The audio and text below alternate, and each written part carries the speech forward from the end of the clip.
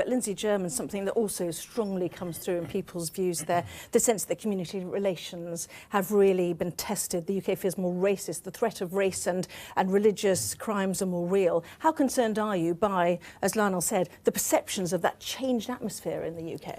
Well, I think there's definitely a sense that the referendum focused on far too much, in my view, on immigration and on questions of race. And I think that actually both sides in the campaign have to take some responsibility for that. This was something which didn't just begin with the referendum. We had David Cameron's horrible campaign about Sadiq Khan before that. So people are worried about that, particularly people from ethnic minorities. But I think all sorts of people are worried about an increase in racism, about this kind of atmosphere. But I think one of the great disservices that's been done since then, and I think really the government has been an absolute shambles in dealing with this ever since, but I think one of the great disservices is to say that this is all about immigration. Even if you look at Lord Ashcroft's poll straight away afterwards, the majority of people said it wasn't about that. A third did say it was about that, so it's an important issue. But I think it's a surrogate, if you like, for all sorts of other discontents. I agree with Lionel. I think people are very unhappy in this country because wages are going down, they can't get houses for their children, there's no spending going into the health service, all these sorts of things. I think it's become a sort of channel for all these issues, and we have to look at some of those issues. It's also a big leap to say just because people are concerned about immigration to call them racist and xenophobic. I agree. Yeah, and also have to look at some of the more underlying problems of the British economy. You know, when you say that consumer spending remains high, the record borrowing of record personal debt as a result of this. Now, partly this is because wages have fallen since the 2008 crash, that people are much, much worse off, that they're feeling the pinch with all these sorts of things. We have a very, very low investment and low productivity economy, which is, you know, regardless of which way things had gone with the referendum,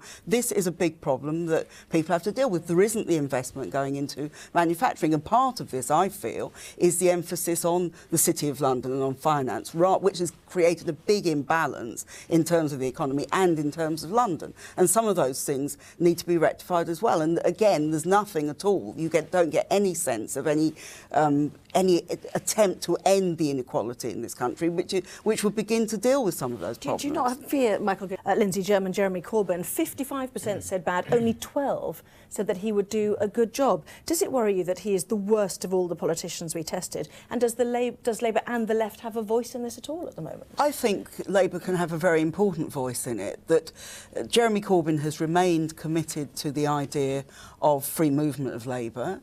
He's remained committed to the idea, I think very sensibly, of saying that where there's issues with lots of migrants in a particular area, there should be a special fund which helps to deal with issues of education, schools, housing, all those kind of things. It seems to me they can do that very, very well.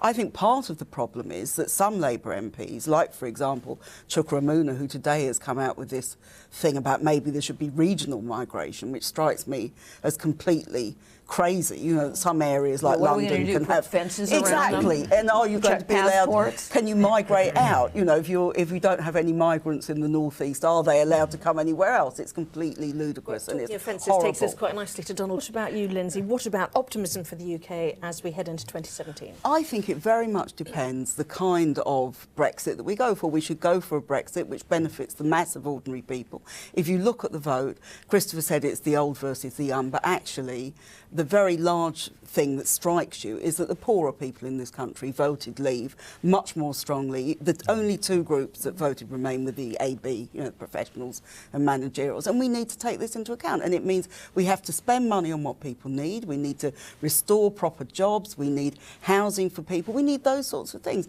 People then will feel optimistic. If they're faced with 0 hours contracts, insecurity and all the other things that they're faced with, they won't be happy. And then you do get the scapegoating of migrants, which we're seeing far too much of.